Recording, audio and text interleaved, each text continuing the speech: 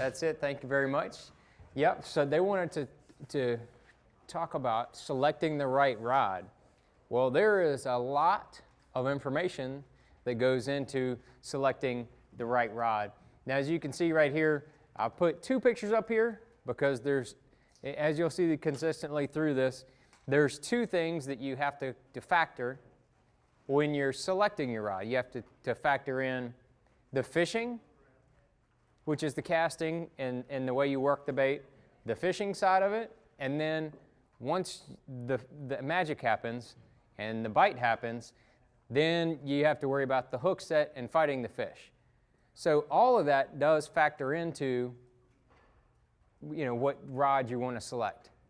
And that was one of the reasons when I designed some rods for casting, I said, let's put exactly the technique that this is designed for on the rod. So as you can see, some of them say micro jig rod or square bill rod to keep, so you don't have, most people just don't even want to have to fool or figure it out. They just want, like, tell me which rod I need for what technique and take the guesswork out of it, and you can save me this 1 hour presentation. But you guys are not those people.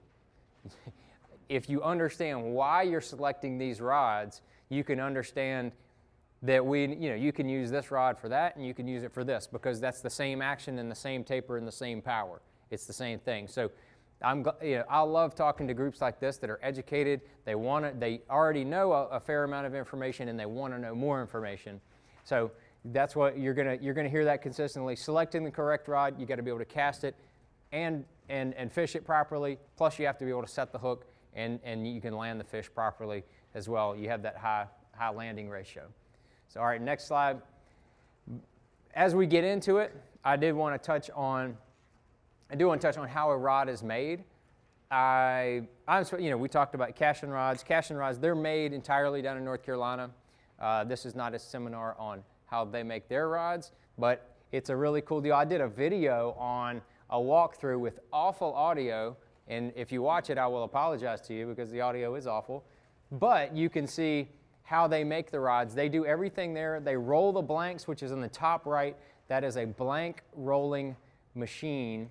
They actually roll these blanks and it's a fascinating process of how they take the sheets of graphite and then they heat them up and roll them on the mandrels and then down at the bottom that's more of a at-home deal. They have more of the production stuff that you can see in the video of how you wrap the guides on the rods. It's a fascinating process in my opinion, and it helped give me a better understanding of how they're made.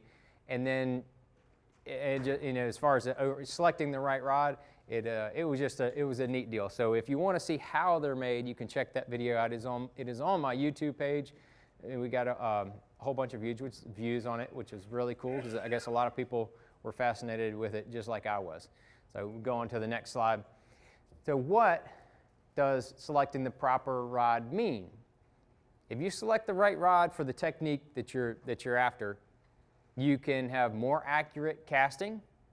Having too long or too short of a rod can affect the accuracy, or if it's the wrong power or the wrong taper, it affects your accuracy.